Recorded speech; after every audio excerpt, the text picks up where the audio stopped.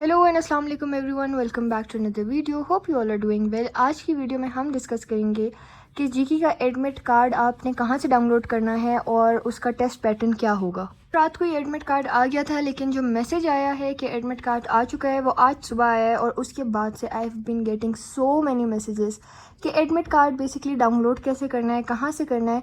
और एक जो सबसे बड़ी कन्फ्यूजन और भी है वो ये है कि जीके का जो पैटर्न है, जो इंटरफेस है, जो पेपर पैटर्न है वो किस तरह होगा। क्योंकि नस्ट का तो हमें पता है कि इंटरफेस कैसे होता है, सेव करना है, नेक्स्ट करना है, रिव्यू में डालना है, वट हमें बहुत सारी वीडियोज़ में उसका पैटर्न दिखाया जाता है और बताया जाता है। और नस्ट ड्राइव जहाँ से हम एमसीक्यूज़ कर रहे हैं वो तो लिटरली उसी पैटर्न पे आपसे टेस्ट भी ले रहे हैं। तो जीके की जो चीज़ें हैं वो ज़रा नहीं पता मोस्टली लोगों को। So I thought why not make video just before the test so that it can help you as much as it can. सबसे पहली बात आ जाती है सिलेबस हमारे पास जीके की वेबसाइट पे अवेलेबल है। दूसरी चीज़ हमारे पास आ जाती है नेगेटिव मार्किंग। जीके के टेस्ट में नेगेटिव मार्किंग नहीं है, पहले होती थी, अब इन्होंने लास्ट ईयर से ख़त्म कर दिया। सो आपको अगर कोई क्वेश्चन ना आता हो तो उसको खाली छोड़ के मत आए, फिल करें, तुक्का लगा दें, थोड़े एस्टिमेट करके आंसर कोई भी टिक कर दें, लेकिन छोड़ के नहीं आना है। थर्ड चीज़ हमारे पास आ जाती है 30 एमसीक्यूज़ आपके पास मैथ्स के होंगे, 30 आपके पास होंगे फिजिक्स के और 20 होंगे आपके पास इंग्लिश के। फिजिक्स के एक एमसीक्यू के 3 मार्क्स हैं और इसी तरह मैथ्स के भी एक एमसीक्यू के 3 मार्क्स हैं, बट फॉर इंग्लिश एक एमसीक्यू का एक ही मार्क है। तो टोटल आपके पास जो मार्क्स बनते हैं वो 200 बनते हैं, क्योंकि फिजिक्स और मैथ्स के जो मार्क्स हैं वो एक एमसीक्यू के 3 मार्क्स हैं, 1 मार्क नहीं है, इसलिए आपके टोटल मार्क्स 200 बनते हैं। जो जीके का रिजल्ट आएगा उसमें ये आपको नहीं बताएंगे कि आपने मैथ्स में कितने आंसर्स सही किए हैं, फिजिक्स में कितने सही किए हैं, इंग्लिश में कितने सही किए हैं, 200 में से आपने कितने मार्क्स लिए हैं या 80 में से आपने कितने मार्क्स लिए हैं। ऐसा कुछ आपको नहीं बताया जाएगा। जस्ट आपके पास एक मेरिट नंबर आएगा और फिर आपने ये देखना है कि आपका मेरिट नंबर जो मेरिट लिस्ट लगी हुई हैं उसमें से कहाँ पे प्लेस होता है, आपकी जो प्रायोरिटी है वहाँ पे प्लेस हो रहा है या नहीं हो रहा है, या किस जगह पे आप स्टैंड कर रहे हैं। आपको ये नहीं बताया जाएगा कि आपने क्या गलत किया, कितना गलत किया, कितना सही किया है। बस एक मेरिट नंबर आ जाएगा और आपको ईमेल आ जाएगी कि आप किस प्रोग्राम में सेलेक्ट हो चुके हैं। सो अब हम आ जाते हैं कि हमने एडमिट कार्ड कैसे डाउनलोड करना है। सबसे पहले आपका एक जीके का पोर्टल है, उस पर आपके पास एडमिट कार्ड नहीं है। मोस्टली बच्चों को सबको यही लग रहा था कि उसी पे कहीं पे एडमिट कार्ड आ जाएगा। एडमिट कार्ड वहाँ नहीं आया। आपका जो एडमिट कार्ड आया, आपने यहाँ पे सर्च करना है gk.edu.pk UG एडमिट कार्ड। यहाँ पे आपके पास एक लिंक आएगी, वो हम कर लेते हैं डिस्कस। इसी तरह आपने जो अपने फॉर्म में नंबर दिया है उस पर आपको एक मैसेज भी आया होगा कि आपका एडमिट कार्ड आ गया, इस लिंक से डाउनलोड कर लें। वही लिंक मैंने अपने इंस्टाग्राम के ब्रॉडकास्ट चैनल में भी शेयर की हुई है, लेकिन वो लिंक शेयर करने के बावजूद बहुत से मुझे मैसेजेस आए हैं कि डाउनलोड कैसे करना है। इवन दो आई थॉट कि अब तो इजी हो गया होगा, मैंने लिंक शेयर कर दिया, बट स्टिल बहुत से कन्फ्यूजन है कि डाउनलोड बेसिकली करना कैसे। तो ये जब आप सर्च कर लें, यहाँ पे आपको नज़र आ रहा होगा वर्चुअल यूनिवर्सिटी डेटशीट लिंक। इस पर आप क्लिक करेंगे, ये वही लिंक है जो मैंने अपने ब्रॉडकास्ट चैनल में भी शेयर की हुई है और ये वही लिंक है जो आपको भी जीके ने सेंड की हुई है आपके नंबर पे। तो अब आपने क्या करना है, यहाँ पे CNIC and bay form number, यहाँ पे आपने विद डैशेस अपना CNIC नंबर ऐड करना है। आपका जो CNIC नंबर है, जो आपका बे फॉर्म नंबर है, जो आपने अपने फॉर्म में ऐड किया हुआ है।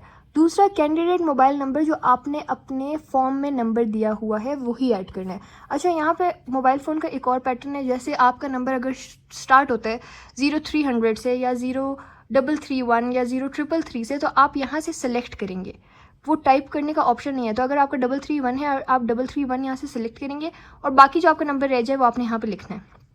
तो सबसे पहले आपने अपना CNIC नंबर लिखना है। आपके जो 0 के बाद के पहले 3 डिजिट्स जो है वो आपने इधर लिस्ट से सिलेक्ट करने हैं और फिर बाकी नंबर जो आपका रह जाता है वो यहाँ पे आपने ऐड करना है। आपने लॉगिन करना है, आपके पास आपका लिखा हुआ आ जाएगा। उसके नीचे एक छोटी सी ऑप्शन होगी प्रिंट की, वो प्रिंट जब आप क्लिक करेंगे उसके बाद जो आपके पास एडमिट कार्ड पूरा आएगा वो आपने प्रिंट करवाना है। और 2 कॉपीज़ निकालने बेहतर होता है और उसमें से आपने एक एडमिट कार्ड अपने साथ लेकर जाना है जीके और टेस्ट वेन्यू पे। टेस्ट वेन्यू पे आपने वो एडमिट कार्ड लेके जाना है, अपना ओरिजिनल पासपोर्ट या ओरिजिनल CNIC लेके जाना है, कोई एक चीज़। अगर ओरिजिनल CNIC आपके पास है दैट्स मोर देन इनफ, या फिर आपने अपना ओरिजिनल मैट्रिक सर्टिफिकेट लेके जाना है या ओरिजिनल आपने FSC का सर्टिफिकेट लेके जाना है। और ऐसी कोई चीज़ ओरिजिनल लेके जानी है जिस पे आपकी पिक्चर हो। आपकी आइडेंटिटी कंफर्म करने के लिए वो चीज़ मांगते हैं, तो ऐसी चीज़ मत लेके जाएं। फॉर एग्जांपल बे फॉर्म या बर्थ सर्टिफिकेट, ऐसी कोई चीज़ जिस पे आपकी पिक्चर अभी की रीसेंट ना हो वो नहीं लेके जानी, क्योंकि वो जो आपसे मांग रहे हैं वो इसीलिए मांग रहे हैं ताकि आपका फेस एडमिट कार्ड की पिक्चर, और वो थर्ड ओरिजिनल डॉक्यूमेंट जो आपका है वो उससे आपका फेस मैच करेंगे। सो पिक्चर होनी ज़रूरी है। तो यहाँ पे आप लॉगिन करेंगे, लॉगिन के बाद आपके पास वेन्यू और टाइम आ जाएगा, नीचे प्रिंट का ऑप्शन होगा, प्रिंट पे क्लिक करेंगे, जो एडमिट कार्ड आएगा उसका स्क्रीनशॉट लेंगे, उसको प्रिंट करवाएं। That's it. अब हम आ जाते हैं कि इंटरफेस कैसा होगा और टेस्ट पैटर्न कैसा है। टेस्ट पैटर्न तो मैंने आपको ऑलरेडी बता दिया कि 30 फिजिक्स, 30 मैथ्स एंड 20 इंग्लिश के MCQs हैं। यहाँ पे आपको यहाँ पे डेमो वाली, अच्छा एक सेकेंड, मैंने डेमो वाला बताया नहीं, ठीक है। यहाँ पे आपने टेक अ डेमो पे क्लिक करना है, और टेक अ डेमो पे क्लिक करने के बाद ये आपको एक डेमो टेस्ट शो करेगा कि जब आप वेन्यू पे पहुंचेंगे, जब आप वहाँ के सिस्टम में लॉगिन करेंगे तो किस तरह का इंटरफेस होगा। तो आप सबसे पहले यहाँ पे स्टार्ट डेमो करेंगे। अब यहाँ पे आपको लॉगिन और पासवर्ड और यूज़र नेम डालना है। ये अच्छा, यहाँ पे आपने लॉगिन करने के लिए अपना यूज़र नेम और पासवर्ड एंटर करना है।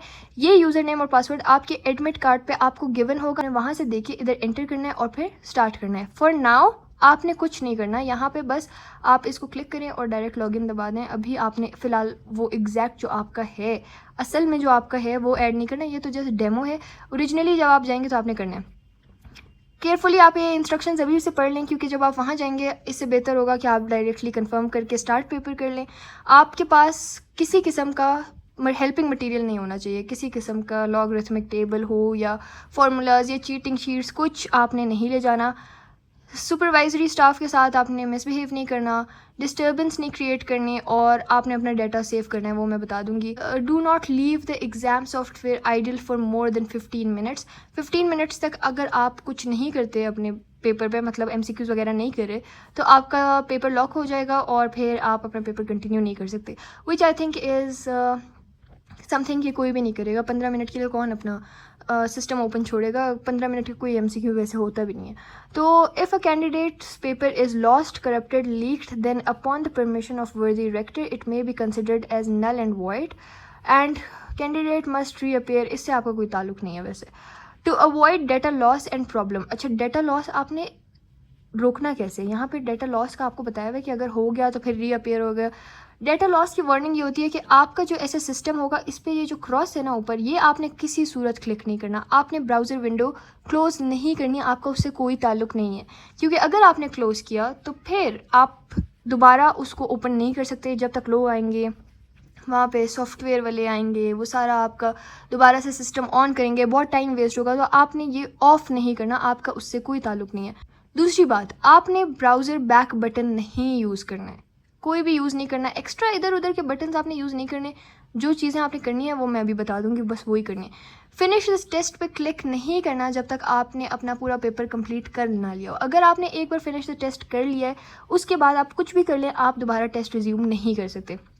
यहाँ पे हमारे पास आ जाता है अलाउड सॉफ्टवेयर, ये है नॉट अलाउड सिस्टम कैलकुलेटर। आपके पास कैलकुलेटर्स ले जाना अलाउड नहीं है। अगर इन्होंने देना हुआ तो ये सिस्टम में ही एक कैलकुलेटर आपको दे देंगे। आपने कैलकुलेटर अलग से, साइंटिफिक कैलकुलेटर से सिंपल कैलकुलेटर, किसी भी किस्म का कैलकुलेटर नहीं ले जाना। आपने बस अपने साथ पेन लेके जाना है, विच इज़ ब्लू और black, that's it. Start paper पे चलते हैं और यहाँ पे हम देख लेते हैं। अच्छा, फॉर एग्जांपल अब ये हमारे पास इंटरफेस होगा हमारे पेपर का। पेपर का इंटरफेस ऐसा होगा, यहाँ पे फॉर एग्जांपल ये क्वेश्चन जो गिवन है ये कंप्यूटर के, आपको कंप्यूटर और केमिस्ट्री के क्वेश्चन नहीं गिवन होंगे, आपको गिवन होंगे आपके मैथ्स, फिजिक्स और इंग्लिश के क्वेश्चन। लेकिन पैटर्न यही होगा, यही इंटरफेस होगा। यहाँ पे आप ये समरी क्लोज भी कर सकते हैं, लेकिन समरी ओपन ही रहे तो अच्छा है, क्योंकि आपको हर चीज़ पता चल जाए। आते हैं, आपके पास पहला क्वेश्चन आ जाता है, आपका यहाँ पे टाइमर स्टार्ट हो चुका है। अब टाइमर का ये सीन होता है कि आपको 120 मिनट्स मिलेंगे और 80 आपके MCQs हैं। 120 मिनट्स मीन्स 2 आवर्स। तो अब यहाँ पे जैसे पहला क्वेश्चन है, यहाँ पे ये आपको लगता है for example I don't know what the question is, आपको लगता है C इसका आंसर है। आप इसको यहाँ पे सबसे पहले जाएंगे, यहाँ पे ग्रीन आपको नज़र आ रहा है, यहाँ पे आप सेव करेंगे, let me zoom in a bit, ये फिर आप नेक्स्ट करेंगे। फिर आप दूसरे MCQ पे आते हैं, आप यहाँ पे फॉर एग्जांपल कुछ भी क्लिक करके आप सेव करेंगे, फिर आप नेक्स्ट पे जाते हैं। फिर आपको लगता है कि ये क्वेश्चन नंबर 3 है, ये मैंने ये वाला कर लिया फॉर एग्जांपल। अब मैंने इसको सेव तो कर लिया, लेकिन मुझे इस पर शक है कि अगर एंड में मेरे पास टाइम बचा तो आई वुड रिव्यू इट, कि ये पता नहीं मैंने सही किया है कि नहीं। तो अगर मेरे पास एंड में टाइम बचा तो मैं रिव्यू कर लूँगी, लेकिन अभी मैंने इसका आंसर सेव कर दिया, मैंने बाद में रिव्यू करना है तो मैं इसको फ्लैग कर लूँगी। फ्लैग करके I will move to the next part. अब ये वाला MCQ है, ये फॉर एग्जांपल मुझे नहीं आता, मैंने अभी नहीं करना, मैंने बाद में करना है। आई जस्ट क्लिक नेक्स्ट पे जाएंगे, ये भी मुझे नहीं आता, मैं इस पर भी नहीं कर रही, मैं नेक्स्ट जा रही हूँ। फिर मैंने इसी तरह 6-7 नेक्स्ट कर लिए। अब मैंने फिर ये वाला कर लिया और इसको भी मैंने सेव कर लिया। फिर मैंने फिर मैं गई और फिर मैंने जाके 16th MCQ कर लिया, और इस पे भी मुझे जो है ना थोड़ा सा शक है कि ये सही है या नहीं, ये इसको मैं रिव्यू करूँगी बाद में, ये मैंने फ्लैग कर लिया। आता है आपने सेव किया, आपने इसको करना है रिव्यू में, रिव्यू में आपने ऐड कर लिया, फॉर एग्जांपल आपने बाद में रिव्यू करना है। अब समरी में आपको एक चीज़ नज़र आ रही होगी, जहाँ जहाँ ग्रीन है उसका मतलब है कि आपने ये 100% श्योर वाले MCQs कर लिए हैं। पर्पल का मतलब है आपने किया है, सेव भी कर लिया है, लेकिन आपने रिव्यू में ऐड किया है कि जब आप बाकी सारे MCQs कर लेंगे और आपके पास टाइम बचेगा तो आप रिव्यू कर लेंगे ये। और जो ये ट्रांसपेरेंट हैं, जो वाइट कलर में हैं, जो आपने ना पर्पल है ना ग्रीन है, इसका मतलब है कि आपने ये अटेम्प्ट नहीं किए हुए। तो आप जब इस MCQ पे लास्ट वाले पे भी पहुंच जाएंगे ना, आपको पता चल जाएगा कि आपने कितने अटेम्प्ट कर लिए। अच्छा, यहाँ पे आपको एक समरी भी दी होगी कि आपने अपने टेस्ट का कितने परसेंट अटेम्प्ट कर लिया है। यहाँ पे 19% अटेम्प्ट हो चुका है। टोटल आपने अटेम्प्ट किए हैं 3 वो हैं जो आपने 100% श्योरिटी से अटेम्प्ट किए हैं। बाकी जो 2 हैं वो ऐसे हैं कि आपने अटेम्प्ट कर लिए हैं, आंसर भी सेव कर लिया है, लेकिन रिव्यू में ऐड किए हैं। लेकिन अगर आपके पास एंड में रिव्यू का टाइम नहीं बचता और आप रिव्यू नहीं करते और आप टेस्ट मतलब फिनिश कर देते हैं अपना, तो ये जो आपने आंसर्स इसमें मार्क किए थे, बेशक आपने रिव्यू में डाले हुए, लेकिन आपने इसको मार्क किए थे जो आंसर्स, वो चेक होंगे, ये एम्प्टी नहीं जाएंगे। तो इस तरह से होगा आपका प्रॉपर।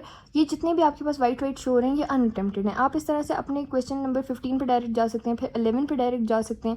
तो आपकी मर्ज़ी है आप किस सीक्वेंस में करना चाहते हैं। ऐसा कोई हार्ड एंड फास्ट रूल नहीं है कि आपने 1 से स्टार्ट करना है और एंड वाले पे ही जाके एंड करना है। आप इस तरह से अपनी मर्ज़ी से कर सकते हैं। इसी तरह आपने सारे अटैम्प्ट करने हैं। उसके बाद आपका जब पेपर कंप्लीट हो जाता है, जब हर चीज़ हो जाती है, आपने क्लिक करना है फिनिश एग्ज़ाम। सिर्फ आपने उसी सूरत में करना है जब आपका पेपर कम्प्लीटली हो चुका है, आपने अपनी अटेंडेंस शीट साइन कर ली है, आपने मैक्सिमम सारे क्वेश्चंस अटेम्प्ट कर लिए हैं और आपने रिव्यू वाले क्वेश्चंस भी रिव्यू कर लिए हैं। या फिर अगर आपका टाइम ख़त्म हो गया, आपने यहाँ पे I have read it carefully click करके फ़िनिश कर देना है। अगर आप जो है ना फ़िनिश नहीं करेंगे तो वो ख़ुद ही बंद हो जाएगा अगर टाइम अप हो जाए। और दूसरी बात, एक बार अगर आपने फ़िनिश कर लिया, फॉर एग्ज़ाम्पल आपके पेपर में अभी 20 मिनट रहते हैं, आपने पहले ही फ़िनिश कर लिया, तो वो 20 मिनट्स में अब आप कुछ भी कर लें तो आप पेपर वापस रिज्यूम नहीं कर सकते। तो आपने बहुत सोच समझ के पेपर ख़त्म करने के बाद ही फ़िनिश करना है। So this was the complete guide for the GK entry test. I hope it helps. और मैंने सारी डिटेल्स दे दी हैं। अब आई थिंक इससे ज़्यादा कोई डिटेल्स नहीं है इसमें। This was it for complete guide. I hope it helps and let me know in the comments if it helped you. And please remember me in your prayers. बहुत सारी दुआएं करें मेरे लिए, मेरे एंट्री टेस्ट के लिए। And see you all in the next one. Till next time, Allah हाफिज़ एंड बाय बाय।